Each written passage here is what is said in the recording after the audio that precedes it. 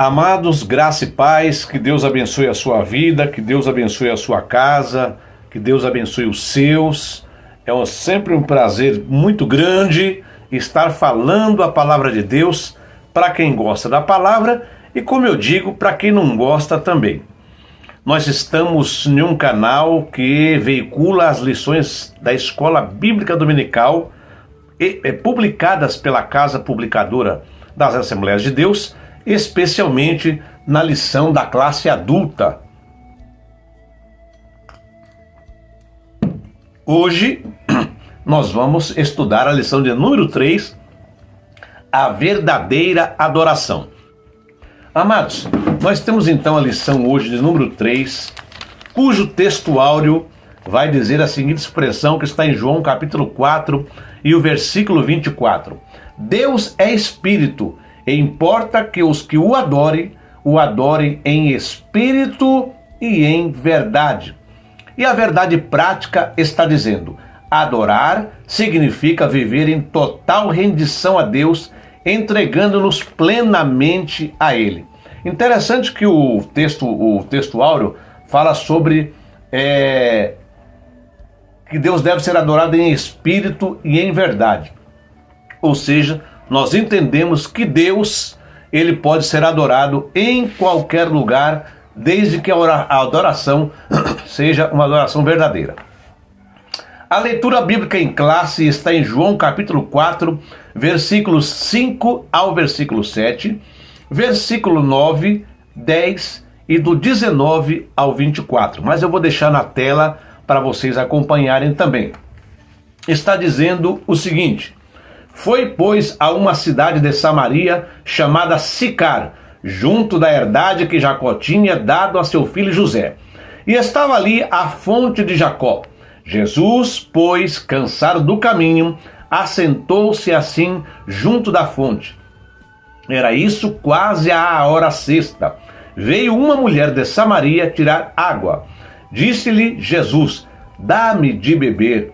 Disse-lhe, pois, a mulher samaritana: como sendo tu judeu me pedes de beber a mim, que sou mulher samaritana? Porque os judeus não se comunicam com os samaritanos.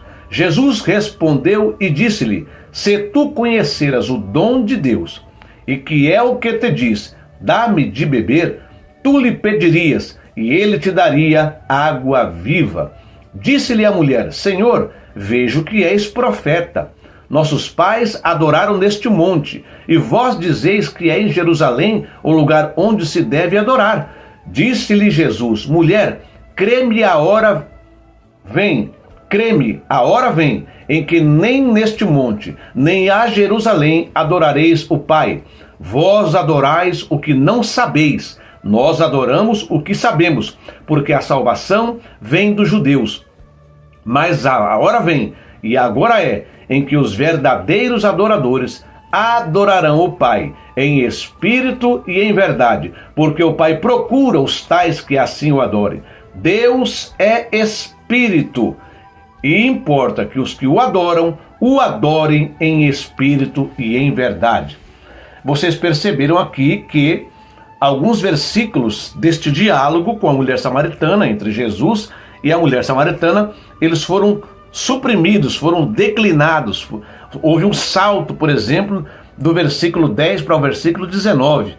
Então, não tem como, em 13 lições, se citar todo o Evangelho segundo escreveu João. O autor das lições, ele teve que fazer um resumo, uma síntese, por sinal muito bem sintetizado, porque é muita coisa. Mas ele deu aqui um panorama geral, nos contextualizou sobre esta aula. Nós temos uma introdução aqui.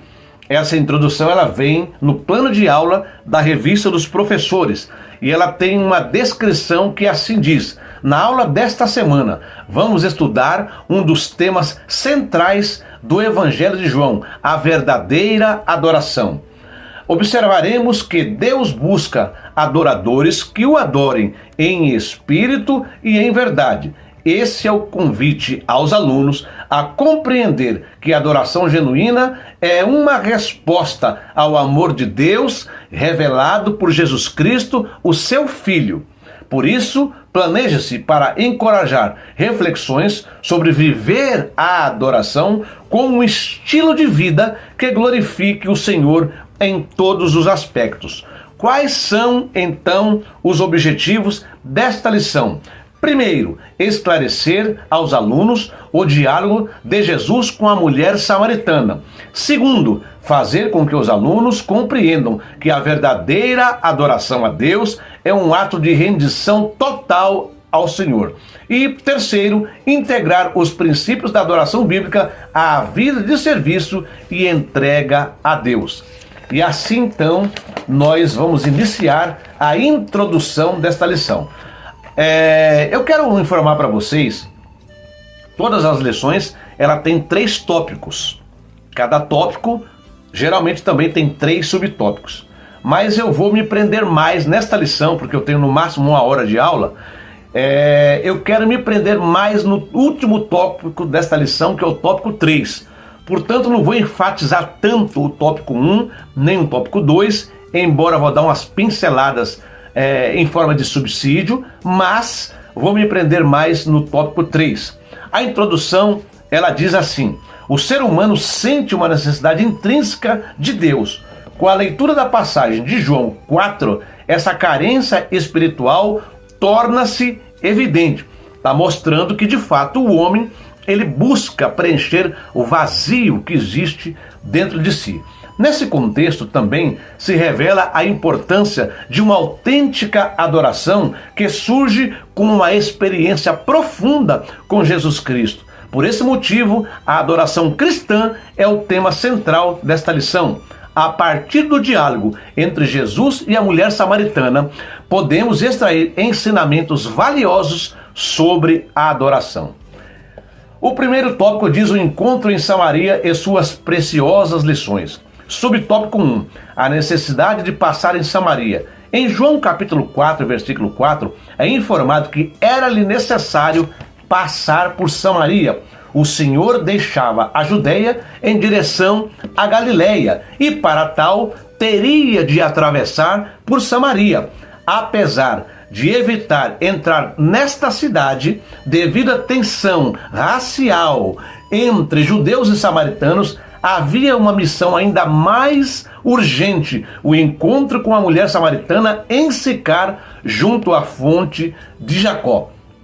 Veja então aí, vocês vão perceber durante o texto a temeridade, o constrangimento que houve por parte da mulher samaritana quando Jesus se dirigiu a ela pedindo água. Então veja que aí havia essa tensão, conforme o autor da revista está dizendo. E por que os judeus eles não se davam com os samaritanos? Os judeus não se davam com os samaritanos, isso não está na revista, é um subsídio que nós estamos trazendo, vai dar uma pincelada, foi muito superficial, não tem mais nada na revista sobre isso, até porque também o autor, o propósito dele é falar sobre adoração. Mas é bom que nós estamos numa classe bíblica de escola dominical e é bom que a gente ventile de uma forma breve também, porque me permita usar a expressão popularesca, porque essa treta, não é? Esse entrave, esse constrangimento, essa intriga entre judeus e samaritanos. Então eu estava dizendo que os judeus não se davam com os samaritanos porque eles consideravam os samaritanos um povo mestiço, sincrético, não é? Que havia absorvido muitas misturas. O conflito entre judeus e samaritanos remonta lá aos tempos do Antigo Testamento.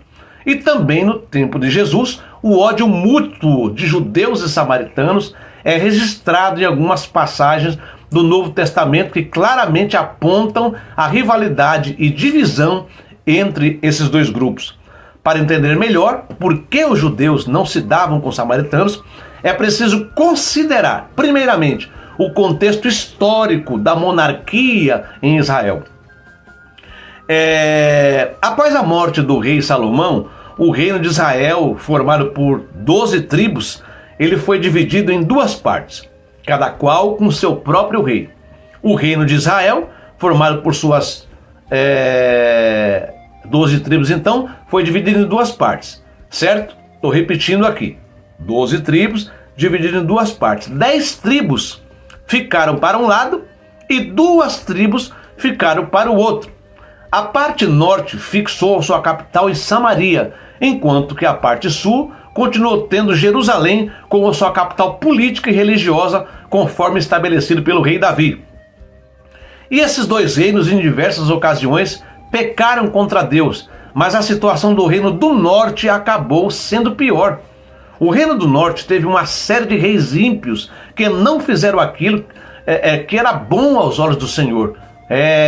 Eles eram reis maus, e a própria Bíblia diz que eram maus perante o Senhor. E esses reis então acabaram levando o povo ao pecado.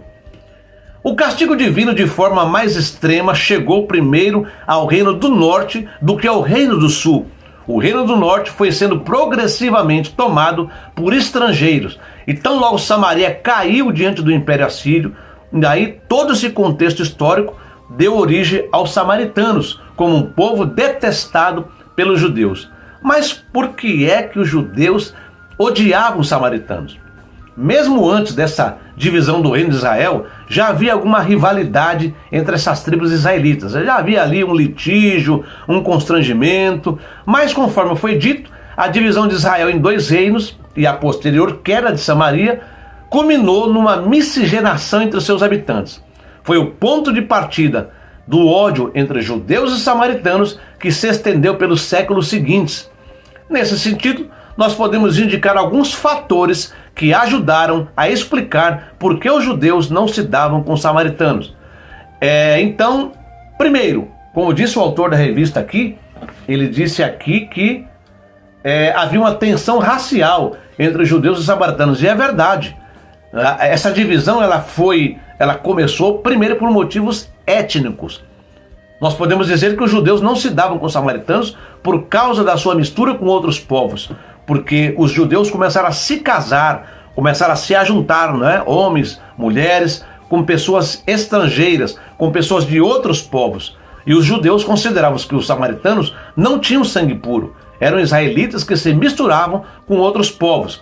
Quando a Síria tomou Samaria, o rei assírio deportou muitos israelitas para outras terras do seu império e também importou pessoas de outros povos subjugados pela Síria para viver em Samaria. Olha que mistureba, como diz a linguagem. Os israelitas que continuaram a viver em Samaria acabaram se misturando com os estrangeiros e assimilando os costumes desses povos. Então, principalmente através do casamento entre israelitas e estrangeiros, um povo mestiço foi sendo formado em Samaria. Por isso que na sequência da história, a palavra samaritano passou a designar especialmente esse povo misto da região de Samaria. Então aí nós temos uma segunda divisão, que foi a divisão por motivos religiosos. Então, em segundo lugar, os judeus não se davam com os samaritanos por causa das diferenças substanciais no aspecto religioso.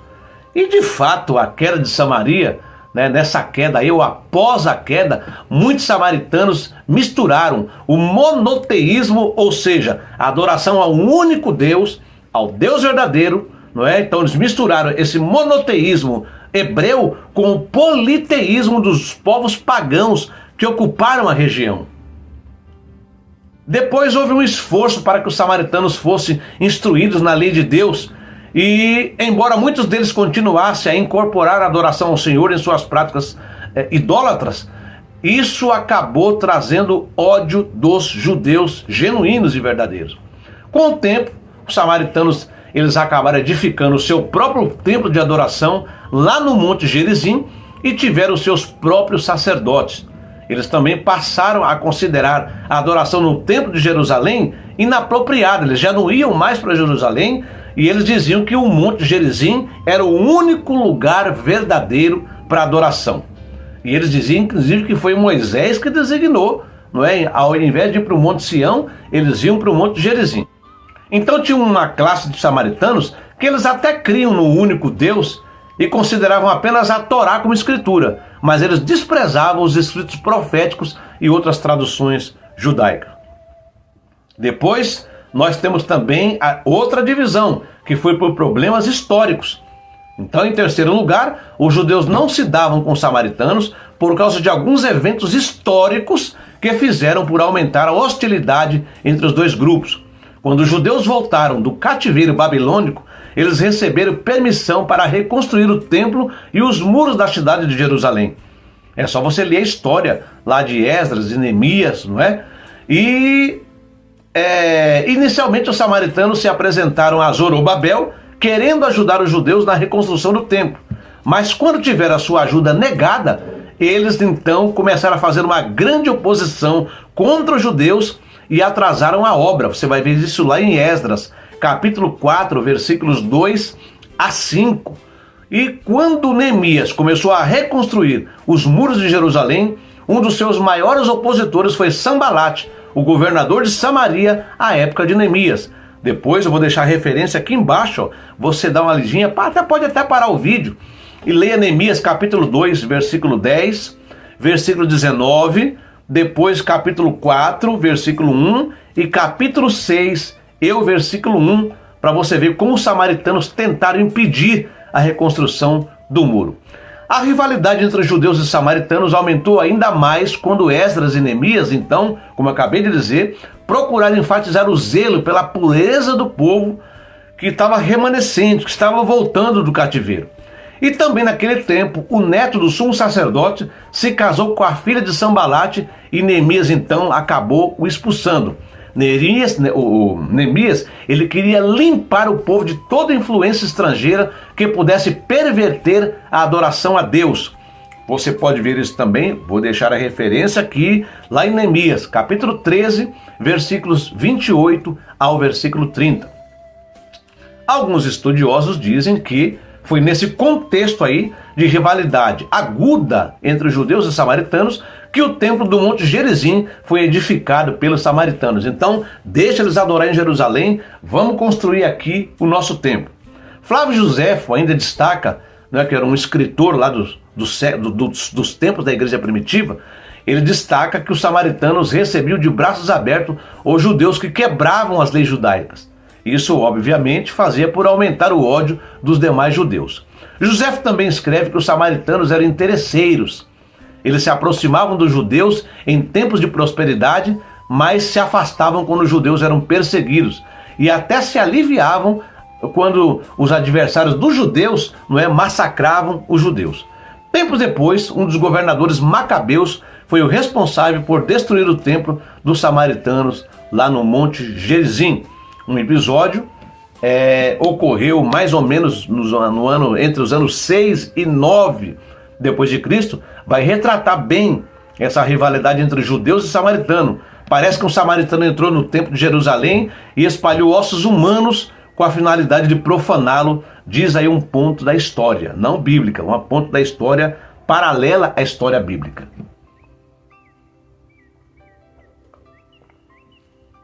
Então você vê que tudo isso começou lá atrás e esse entrave ele veio perdurando ao longo da história até chegar no tempo de Jesus. No tempo de Jesus, os evangelhos mostram como os judeus não se davam com os samaritanos. Toda aquela rivalidade histórica culminava em comportamentos hostis de ambos os lados. Muitos judeus piedosos da Judéia e da Galileia preferiam adotar uma rota maior em determinado percurso apenas para não passar pelo território samaritano e correr o risco de se contaminar cerimonialmente por causa dos samaritanos hereges. Também é verdade que muitos samaritanos faziam de tudo para barrar os viajantes judeus. E alguns estudiosos dizem que o ódio por parte de certos samaritanos era tão grande que eles chegavam a assassinar alguns peregrinos judeus, e eu acredito nisso. Mas o Senhor Jesus, por outro lado, em momento algum aprovou ou fomentou esse ódio entre judeus e samaritanos.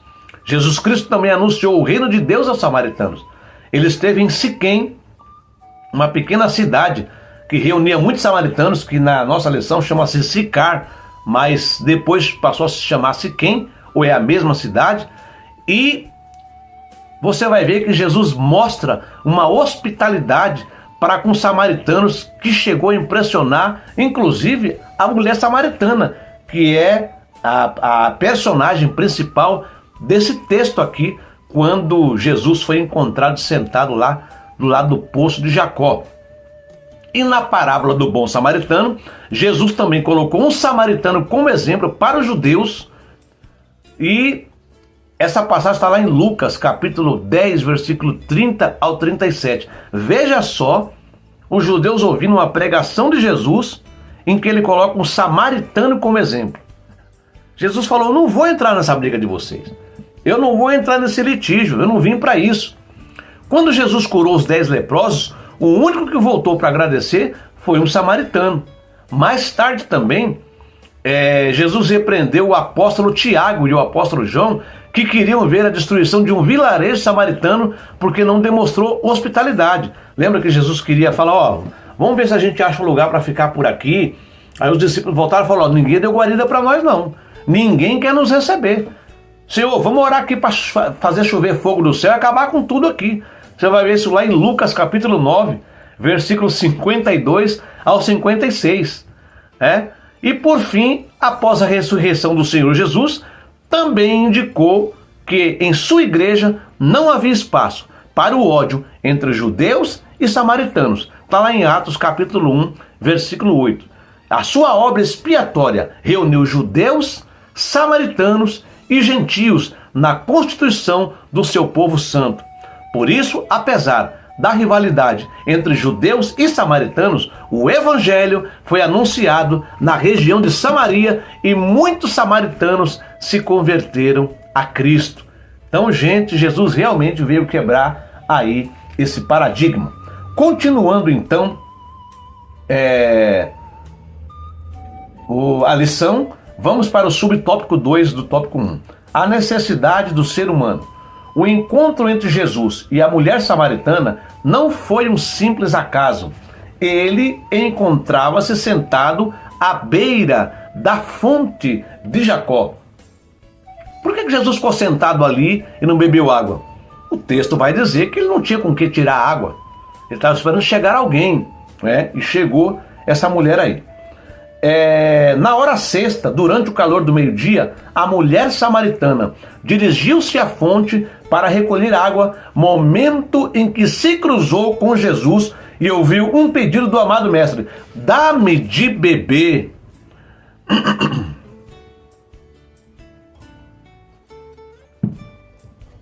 Gente, tô querendo ficar gripado, tô com um pouquinho de pigarro, tô molhando a garganta com água aí.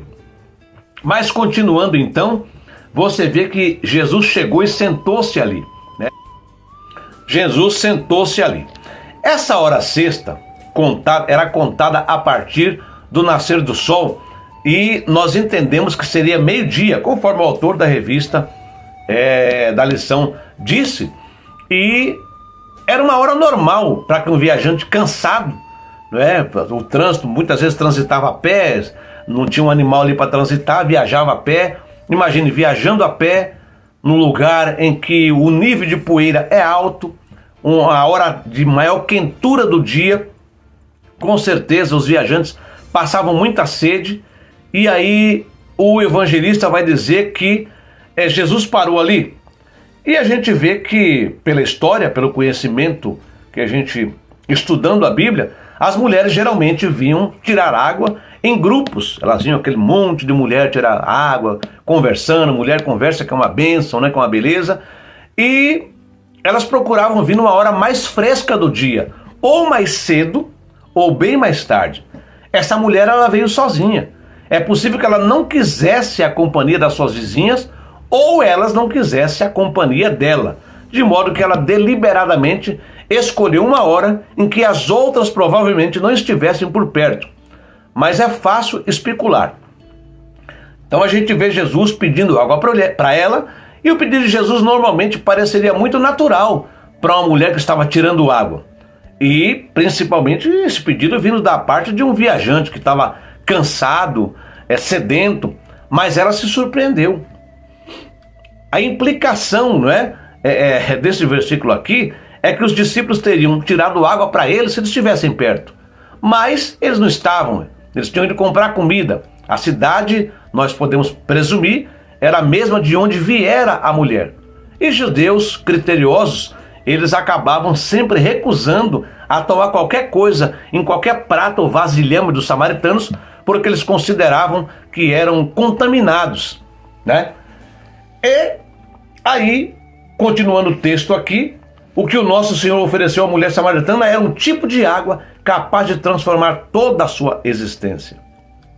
Jesus estava oferecendo aqui água viva. Aqui encontramos a primeira valiosa lição. Toda pessoa necessita de Deus e por isso devemos aproveitar cada oportunidade para partilhar esta água da vida. Vamos para o subtópico 3, o lugar de adoração a Deus. Dando seguimento à conversa com os judeus, a mulher samaritana questiona-o sobre onde deveria ocorrer a verdadeira adoração, se em Jerusalém ou no Monte Gerizim. Neste diálogo, a samaritana procura entender o local apropriado para adorar a Deus. Em resposta à sua indagação, o Senhor revela uma nova forma de culto. Isso era uma novidade para ela. Esta adoração não seria exclusiva dos judeus, nem dos samaritanos. Na realidade, o verdadeiro culto dirigido a Deus deve ser feito ao Pai em espírito e em verdade. Aqui encontramos uma segunda lição valiosa. O autêntico culto de adoração a Deus, que satisfaz as necessidades humanas, não se limita a um lugar específico, mas reside no mais profundo do ser humano, em espírito e em verdade. Que coisa maravilhosa Jesus estava ensinando para esta mulher. Irmãos, quando Jesus fala da água viva aqui para essa mulher, nós percebemos aqui que, a princípio, ela não conseguiu entender as palavras de Jesus sobre água viva, assim como Nicodemos, lembra da lição passada, não conseguiu compreender as palavras sobre o novo nascimento. Quando Jesus falou que ele precisava nascer de novo, Nicodemos falou: mas como é que eu vou nascer de novo sendo velho? Vou entrar de novo no ventre da minha mãe? E Jesus passa a explicar para ele o que era nascer de novo. Aqui Jesus está falando de água viva e ele vai explicar para a mulher o que é a água viva. Qualquer mulher, ou qualquer pessoa, melhor dizendo, que pudesse fazer e cumprir uma promessa como esta, deveria mesmo ser maior do que Jacó. Porque a mulher pergunta: és tu maior que o nosso pai Jacó? O senhor é maior que Jacó? Então quem prometesse isso tinha que ser maior que Jacó. E a mulher achou essa possibilidade improvável. E aí, o que acontece? A última pergunta da mulher tinha sido, a princípio, de alguém que estava incrédulo. Como um judeu que passava por acaso podia ser maior que o patriarca Jacó? Mas Jesus leva a sua pergunta a sério. Sem dúvida, a água do poço de Jacó era boa, mas não podia matar a sede de ninguém para sempre. As pessoas que tiravam água dele se deliciavam com seu frescor, mas eles iam ficar com sede de novo e teriam de voltar para outro gole naquele poço.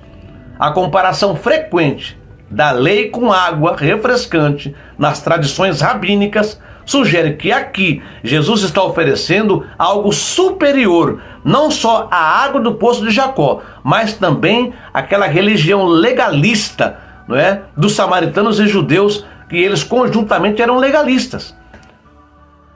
Muito bem. E então a sede mais profunda da alma, Jesus vai mostrar para essa mulher, é pelo próprio desejo de Deus. É pelo próprio desejo de refrescar uma vida atormentada, por exemplo, como aquela mulher ela tinha. Vamos continuar. O ensino de Jesus referente à verdadeira adoração. A adoração, ao afirmar que ofereceria água viva aos que têm sede, Jesus referia-se a uma vivência espiritual que se daria no interior de cada indivíduo. A água que eu lhe der se tornará nele uma fonte de água a jorrar para a vida eterna. Assim, à luz das suas palavras, neste capítulo, a verdadeira adoração a Deus não está mais ligada a um local específico, como Jerusalém ou Samaria. A presença de Deus já não se restringe a uma determinada geografia, mas está presente em todos os lugares onde existam adoradores sinceros. Mais do que uma adoração formal e ritualística, a autêntica adoração possui essencialmente um caráter espiritual. Deus é espírito e é necessário que os que o adoram o adorem em espírito e em verdade. Jesus e a verdadeira adoração. Ao questionar Jesus sobre o local da adoração, a mulher samaritana teve uma revelação que lhe permitiu entender os ensinamentos de Jesus sobre a verdadeira adoração. O Senhor Jesus é, por si só, a base para esta adoração genuína. Gente, daqui a pouco eu vou falar no tópico 3 isso aqui. Jesus é a base da adoração. Eu vou falar um pouco lá no capítulo 3, no tópico 3, sobre esse antropocentrismo que hoje está tomando conta do meio evangélico. Muitas vezes as pessoas correm para um show, correm para uma determinada agremiação religiosa, para um ajuntamento religioso, não é? Para adorar o ídolo gospel, para adorar o artista gospel, não para adorar a base da adoração que é Jesus. Mas eu vou falar mais para frente. Continuando, é pertinente ilustrar essa verdade ao lembrarmos do Calvário e do sepulcro vazio, onde após sua morte, a obra realizada se tornou a razão fundamental para a adoração de todos os cristãos. Embora os locais físicos do Calvário e do sepulcro vazio possam não ter grande significado por si mesmos, a lembrança da obra realizada nesses lugares ultrapassa qualquer noção geográfica. O impacto desta obra abrange todos, não importando o lugar onde se encontrem. Sempre que participamos da ceia do Senhor, esta memória permanece viva em nós, independentemente da nossa realização ou da nossa localização. Então, o primeiro ponto que a gente aprende aqui é que Deus, na pessoa de Jesus, é o objeto da adoração. Objeto entre aspas, tá, gente? E por que nós adoramos? Gratidão sempre. Reconhecimento do sacrifício de Jesus na cruz do Calvário. Quando nós adoramos, nós estamos invocando a presença de Deus. Nós estamos atraindo para nós a presença de Deus.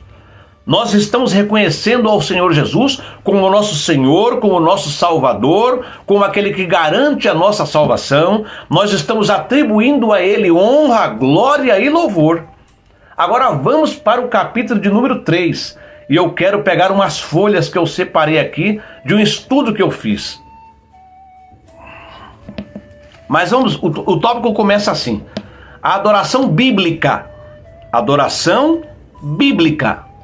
O conceito bíblico de adoração, na língua hebraica, existe uma expressão chamada Ishtahwa, que transmite a ideia de manifestar um temor reverente, admiração e respeito característicos da adoração. Já na língua grega, duas palavras são utilizadas para definir a adoração: latreia e proskuneo. A palavra latreia refere-se à submissão de quem serve a outrem. Por sua vez, proskuneo significa adorar ou ato de adoração.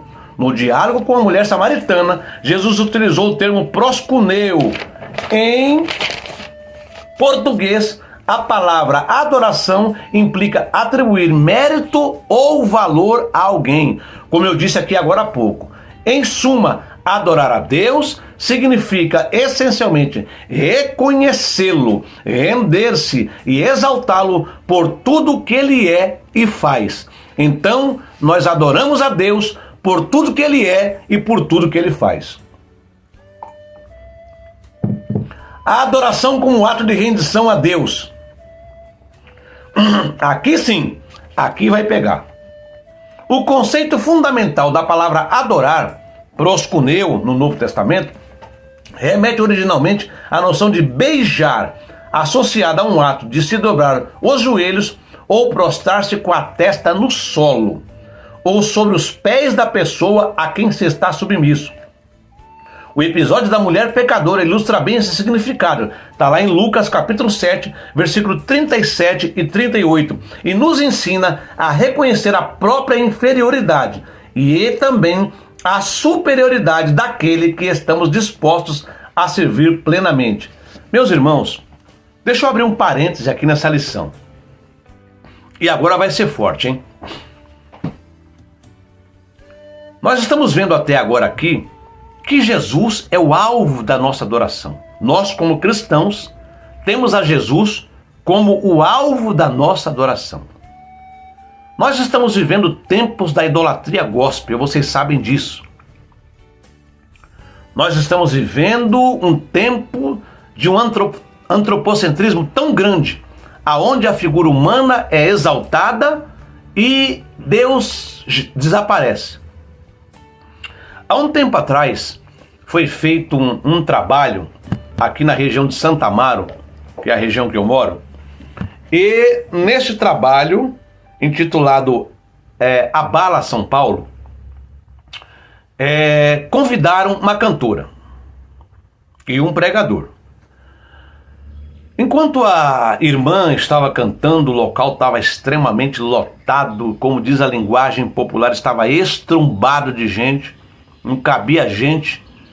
E quando ela terminou o primeiro período de cântico, o organizador daquele evento, ele disse: irmãos, vamos orar agora, porque nós vamos ouvir a santa palavra de Deus. Quando o povo começou a orar, boa parte fechou os olhos, houve uma debandada para fora daquele local de evento, de gente saindo. E quando terminou-se a oração, antes que ele entregasse o microfone ao pregador, ele disse: irmãos, olha, não saiam não, vamos ouvir a palavra. Depois da mensagem, a nossa irmã vai cantar mais, não é? Olha, o próprio organizador do evento atribuindo o sucesso do evento, ou o chamariz do evento, a uma cantora famosa em detrimento da palavra.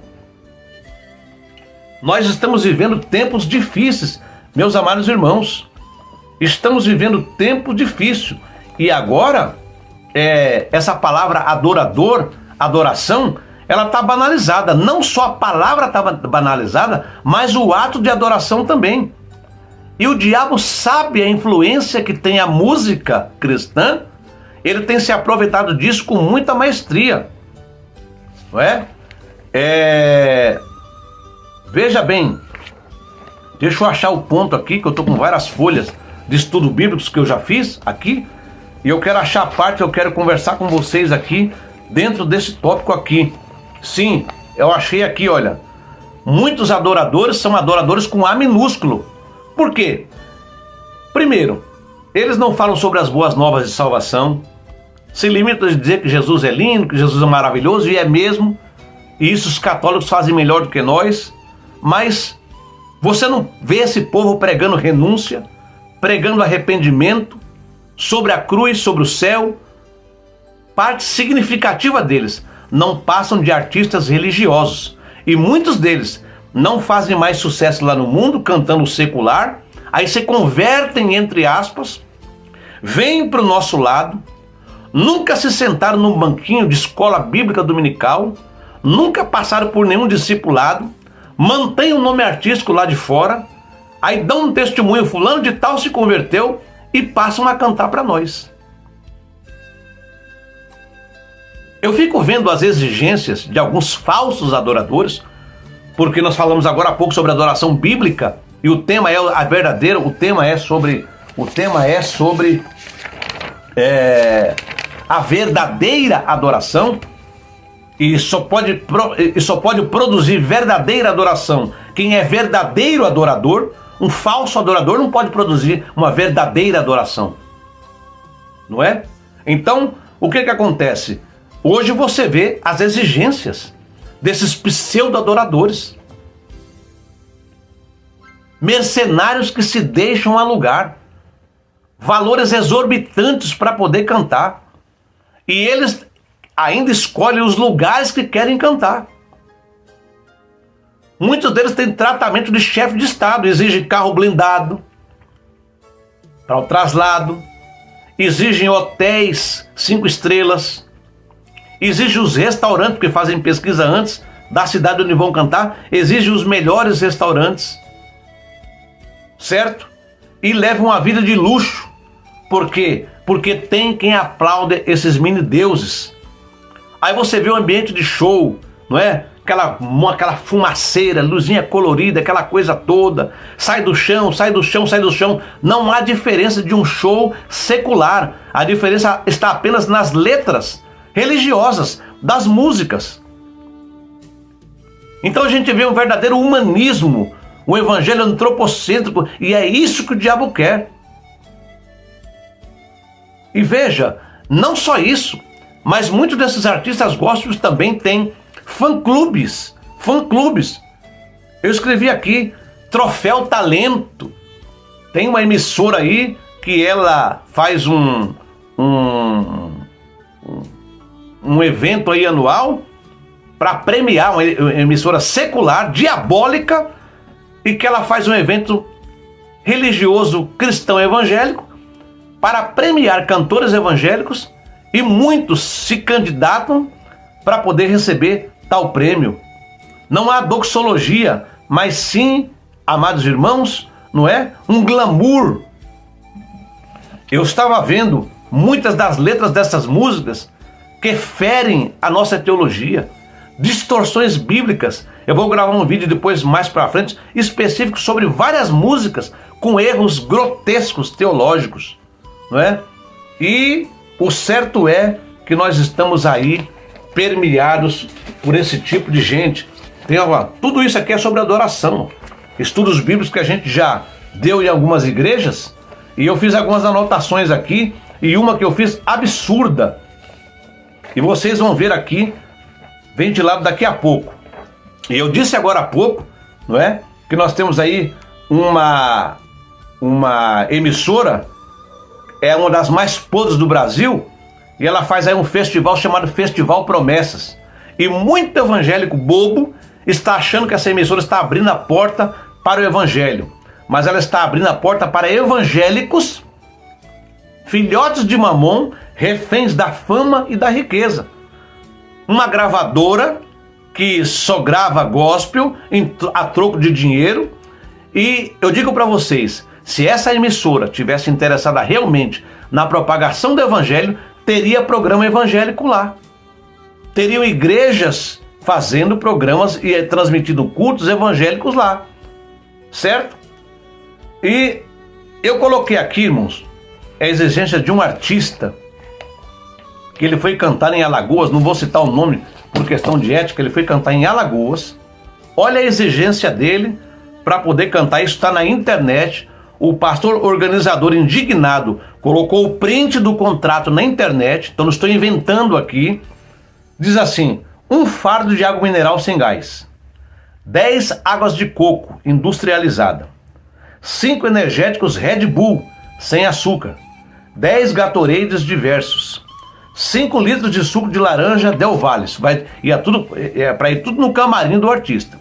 Copos de vidro e guardanapo, morangos, azeitonas, bananas, peito de peru, pão integral, gelo, espelho, tomada 110, indispensável. Observação: bebidas 70% geladas e 30% natural. Eles exigiram ainda um Ford Fusion para traslado e R$60 mil o show, sendo 42 mil adiantado na conta dele, desse artista e do empresário. O que aconteceu? Esse cantor, quando foi fazer o show, né, atenderam toda a exigência dele, e ele reclamou que não mandaram um morango exigido. Detalhe, ele estava na cidade de União dos Palmares, em Alagoas, e pediu uma fruta fora de época. O pastor que organizou bateu os 4 cantos da cidade, mas como não conseguiu, deixou o levita irritado. Irmãos, eu não sou contra a paga pelo trabalho. Você vai trazer alguém de fora, você dar uma estrutura até confortável para esta pessoa. Mas a vida que esses caras levam é incompatível com a situação socioeconômica de um país em frangalhos, principalmente com a mensagem do Evangelho. Houve uma outra cantora aí, que ela começa com S, o primeiro nome dela, e o segundo com M. Ela esteve no interior do Ceará e reclamou que mandaram um Volkswagen Paraty quadrada, mandaram a Paraty quadrada para buscá-la. E ela deixou claro na página dela no Facebook: da próxima vez eu vou exigir o modelo do carro. Aí outros, não é? Ficam, gente, exigindo coisas que nem Jesus, nem o apóstolo Paulo, nem os demais fizeram no seu tempo. E só estão nesta vida porque tem quem os aplaudam. Muitos, como eu disse, vieram da música secular, não é? Então, veja, você vê esse evangelho sem choro, sem renúncia, sem arrependimento, com uma teologia social, centenas de letras cheias de heresias, distorções bíblicas, erros crassos de interpretação escriturísticas. Mas, meus amados irmãos, o povo está lá lotando estes shows, mas não são verdadeiros adoradores, não são. Então, queridos, olha, nós precisamos levar a sério esta lição. Nós precisamos entender que esse povo canta, mas este cântico, acredito eu, nem chega no céu, nem chega como cheiro suave diante de Deus, porque virou um verdadeiro comércio. Vamos voltar para a lição? Adoração como ato de serviço a Deus. O serviço a Deus está profundamente associado à adoração. Esse é um ato espontâneo que demonstra o nosso reconhecimento da soberania de Deus sobre tudo isso. Assim, o serviço que prestamos a Ele, ou seja, cumprir os seus propósitos para nós, exige uma entrega total da nossa vida, como um sacrifício vivo ao Senhor, de tal forma que não podemos servir a dois senhores, mas somente a um. Trata-se de uma entrega completa a Deus através da nossa existência. Uma experiência interior de adoração. Sentimos uma necessidade profunda de adorar a Deus, conforme é lembrado no Salmo 42. A minha alma tem sede de ti, do Deus vivo. Quando entrarei e me apresentarei ante a face de Deus? A gloriosa presença do Deus Todo-Poderoso satisfaz todas as carências da pessoa. Assim, a verdadeira adoração envolve uma postura interior que permite ao crente estabelecer um vínculo profundo com Jesus Cristo, reconhecendo como Senhor e Salvador das nossas vidas. Meu amado irmão, adorar não é só no tempo do riso, mas adorar no tempo da prova também. Adorar quando as coisas não vão bem. Abrir a boca e render a Deus tributos e louvores, rendendo a Ele aquilo que Ele merece em qualquer tempo da nossa vida. Nós precisamos lembrar que o cântico de adoração ao Senhor, ele deve ser inclusive quando tudo estiver ao contrário, quando estivermos remando contra a maré, quando, irmãos, as noites estiverem escuras. O hino 126 da nossa harpa diz que os mais belos hinos e poesias foram feitos em momentos de tribulação. E esses momentos não são fáceis, mas o Espírito Santo é que nos ajuda a adorar ao Senhor na beleza da sua santidade. Vamos para a conclusão? Nesse estudo, focaremos nos ensinamentos práticos de Jesus acerca da adoração. Desculpe, irmãos, vamos ler de novo? Neste estudo, focamos nos ensinamentos práticos de Jesus acerca da adoração e, por consequência, discutimos a doutrina da adoração cristã. O capítulo 4 do Evangelho de João revela duas lições valiosas. A primeira é que todo ser humano possui uma necessidade a satisfazer, a necessidade de Deus.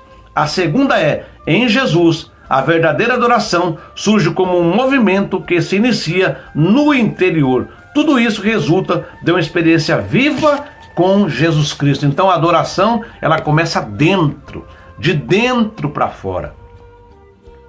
É no íntimo reconhecer a Jesus como nosso Senhor, como nosso Salvador e, consequentemente, aquele a quem nós dirigimos a nossa adoração. Meus amados, que Deus abençoe vocês, que Deus lhes dê uma semana maravilhosa e que nós possamos continuar sempre na presença de Deus. Um abraço.